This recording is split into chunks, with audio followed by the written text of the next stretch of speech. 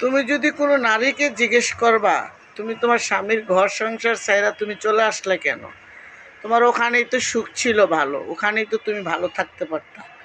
তোমার এমন কি অভাব ছিল যে তুমি তোমার স্বামীর ঘরটা ছেড়ে দিলে? তোমার এমন কি কষ্ট ছিল যে তোমার স্বামীর ঘরটা তুমি ছেড়ে চলে আসলা? তো আমার বিশ্বাস, আমি আমার বিশ্বাস থেকে বলতেছি, ওটার একটা মেয়ে ওই একটাই উত্তর দিবে, সেটা হচ্ছে স্বামীর অবহেলা, স্বামীর বকাবকি, স্বামীর মুখের অশ্লীল ভাষা কথা ভাতের জন্য নয়। স্বামীর অবহেলিত কথা শোনা, কথায় কথায় বকাবকি করা, কথায় কথায় মা বাপ তুল্লা কথা বলা, ধৈর্যের ভাত যখন ভেঙে যায়, মেয়েরা অনেক অনেক কঠোর হয়ে যায়। ওয়ালে যখন পিঠ থেকে যায় তখন মেয়েরা আর কোনো দিকে রাস্তা পায় না, তখন স্বামীর এই সংসার হালায়া, সোনার সংসার হালায়া সে চলে যেতে বাধ্য হয়। কারণ মেয়েরা এমনি এমনি কইরা, মেয়েরা কখনো রাগ কইরা গড়তে বেরোয় না। কারণ স্বামীর সম্মান, বাবা মার সম্মান সব মেয়েরা রাখতে চায়। কেউ চায় না যে এত সুন্দর সংসার হালাইয়া, এত সুন্দর করে ঘর সংসার সাজাইয়া জীবনে তার স্বপ্নগুলো ভেঙে দিয়ে একটা মেয়ে চলে যায় না। তার একটাই অভাব ছিল, সেটা স্বামীর ভালোবাসার থেকে সে বঞ্চিত থাকতো। সেই জন্য সেই মেয়েরা এমনভাবে তার কষ্ট লাগছে যে যার ঘর করি সে আমাকে শুধুমাত্র ইউজ করে, আমাকে প্রয়োজনে ইউজ করে, কিন্তু আমাকে ভালোবাসে না, আমাকে কাছে টানে না।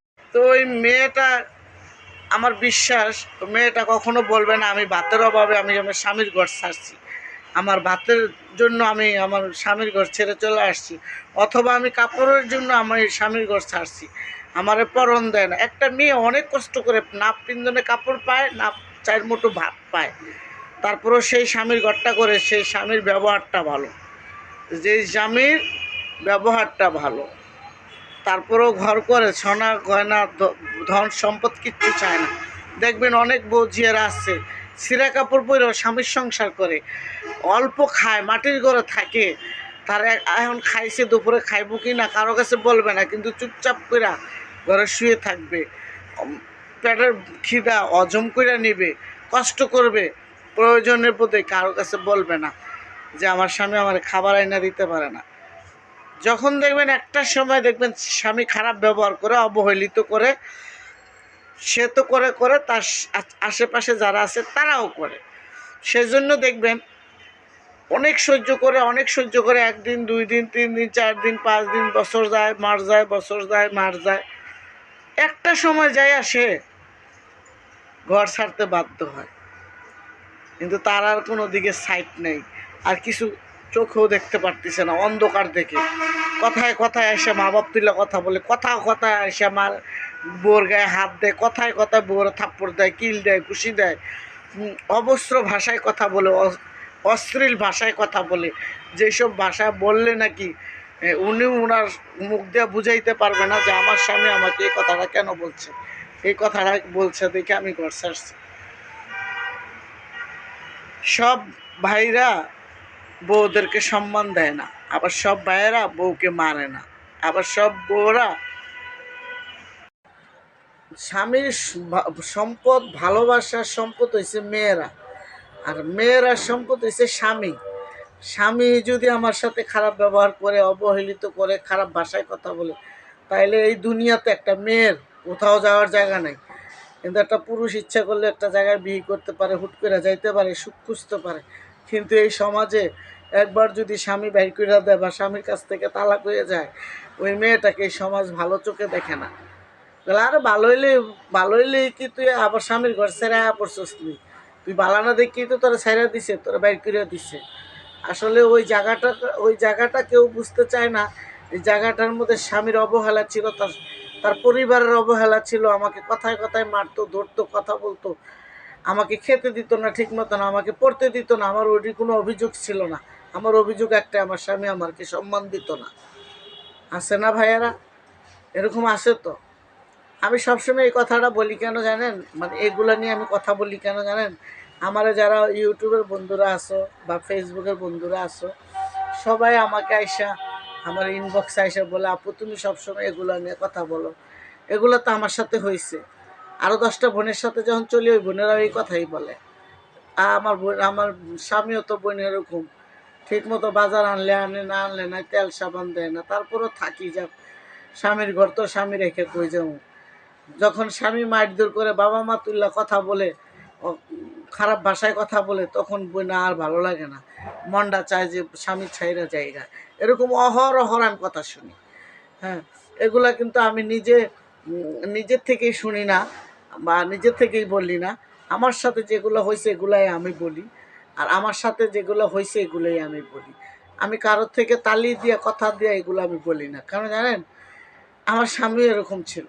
তো আমার স্বামী এরকম ছিল, যাই হোক, একজনের একজনের গায়ের পোশাক স্বামীর গায়ের পোশাক স্ত্রীর গায়ে থাকবে, স্ত্রীর গায়ের পোশাক স্বামীর গায়ে থাকবে। এই দুনিয়াতে এত মহব্বত দিছে স্বামী স্ত্রী, এত মহব্বত দিছে, স্বামীর কাছে দুঃখের কথাটা বলা যায়, কষ্টের কথাটা বলা যায়, যা অন্য কারো কাছে বলা যায় না। একটা জিনিস খাইতে চাইলে স্বামীকে বলে স্বামী এনে দেয়, কিন্তু এটা অন্য কাউকে বললে আইনা দিবে না। তাই বলছি ভাইয়েরা, বউর উপরে গায়ে হাত তুলবেন না, মারবেন না। সেও একজনের মেয়ে, আপনি যেমন তারা অত্যাচার করেন, মারেন, ধরেন, সে কিন্তু আরেকটা মানুষের মেয়ে। যদি ভালো না লাগে তারা তার বাসায় পাঠাইয়া দিবেন, মারবেন না, অত্যাচার করবেন না, ঠিক মতো কাপড় চোপড় দিবেন, 4টা ডাইল ভাত দিবেন, নিজের ভালোবাসা দিয়ে আগলিয়ে রাখবেন। আমার বউকে যদি আমি আগলায় না রাখি, আপনার অবহেলিত আপনার ভাই বোনেরাও একটা সুযোগ পায়, যাহলে তুই ভালো হইলে কি ধরো আমার ভাইয়ের বাইর করে দিছিনি, আমার ভাইয়ে তোর এই করছিনি। আর স্বামী যদি নিচে থেকে উঁচু উঠে, আমার স্বামী যদি ভালো থাকে, তাহলে আমার কপাল থাকবে উপরে, আমার কপাল নিচে থাকবে না। আর আমাকে যে একটা কথা বলবে, তো একবার না 100 বার ভাববে যে তার বউরে কথাটা বলা ঠিক হবে না। কতগুলো আছে স্বামী ভালো না হইলে দেবর বাসুন জাল সবাই কথা শোনায়, কথা শোনাইতে 2 সেকেন্ডও দেরি করে না। এই জন্য বলছি ভাইয়েরা, আগে নিজের সম্পদকে বাঁচাবা। তোমার বউ চলে যাক না, তুমি হয়তো কষ্ট পাবা, তোমার কষ্ট হইব খাওয়া থাকায় চলায়, হয়তো বিয়ে করলে বউ পাবা, পরে পাবা, সাময়িক তো পাবা না। কিন্তু যে বউটা ছিল তোমাকে ঠিকমতো রান্না বাড়া করে দিত, খাওয়াইতো, তোমার ভয়ে ভয়ে কাজ করতো, কিন্তু তুমি সব বেলা শেষে খালি দিতে লাঞ্ছনা লঞ্চনা, কষ্ট দুঃখ যন্ত্রণা, অবশেষে তার পিঠ যখন ওয়ালে ঠেকে যায় তখন তোমাকে রেখে চলে যায়। তখন তোমার যদি 3টা বাচ্চাও থাকে, তখন আর 3 বাচ্চা শুদ্ধ ফালাইয়া চলে যায়, তখন ওই মেয়ের কি বলে, পরকীয়া সম্পর্ক ছিল, গেছে গা, পরকীয়া করতো, এই জন্য গেছে গা 3টা বাচ্চা হালায়। আসলে বন্ধু না, নিজের দোষটাও দেখবা, অন্যের দোষটাও দেখবা, দেখবা কারো দোষ এখানে কেউ কিছু করতে পারবে না। অনেকে অপবাদ দাও স্বামীরে, অনেকে স্বামীরও অপবাদ দেয়, অনেকে ওয়াইফেরও অপবাদ দেয়। দুইজনে মিলে সংসার করবা, হাসি খুশি জীবনটা কাটাইবা, তোমাদের মতো সুখী মানুষ এই দুনিয়াতে আর কেউ থাকবে না। সবাই ভালো থাকবা, সবাই ভালো থাকবা। যে যেখান থেকে আমার ভিডিওটা দেখছো দেখবা, সাবস্ক্রাইব করে দিবা, চ্যানেলটাকে বেশি বেশি করে শেয়ার করে দিবা। আমার ইউটিউবের বন্ধুরা, ফেসবুক পেজের বন্ধুরা, তোমাদের সবাইকে জানাই আমার আন্তরিকভাবে অভিনন্দন ও ভালোবাসা। আর আমার প্রবাসী ভাই বোনদেরকেও জানাই সালাম। আমার সালাম নেবেন আপনারা, যে যেখান থেকে প্রবাস থেকে যে আমার ভিডিওটা দেখবেন বা দেখছেন, তাদেরকেও সালাম। সবসময় ভালো থাকবেন, সুস্থ থাকবেন, নিরাপদে থাকবেন, নিজের জন্য কিছু করবেন। সব টাকা পয়সা মা বাইরে দিয়ে দিবেন না, সব পয়সা ভাইদের, ভাই বোন যে বোনের জামাই বিদেশ নিতে যাইয়া নিজের কষ্টটা বাড়ায়েন না। নিজে ভালো থাকবেন, নিজে ভালো থাকার চেষ্টা করবেন। এমন কিছু করেন না যে নিজে ফকির হয়ে গেছেন, কষ্ট পান, শেষ জীবনে এসে কান্নাকাটি করেন, এরকমটা করবেন না। নিজের জন্য অবশ্যই করবেন, নিজের যত্ন নেবেন, নিজের জন্য কিছু রাখবেন। তো ভিডিওটা আমার আজ এই পর্যন্ত, ভিডিওটা আর বেশি বাড়াবো না, তোমরা আমার চ্যানেলটা সাবস্ক্রাইব করে দিবা। তো আজ এই পর্যন্তই, আসসালামু আলাইকুম, আল্লাহ হাফেজ।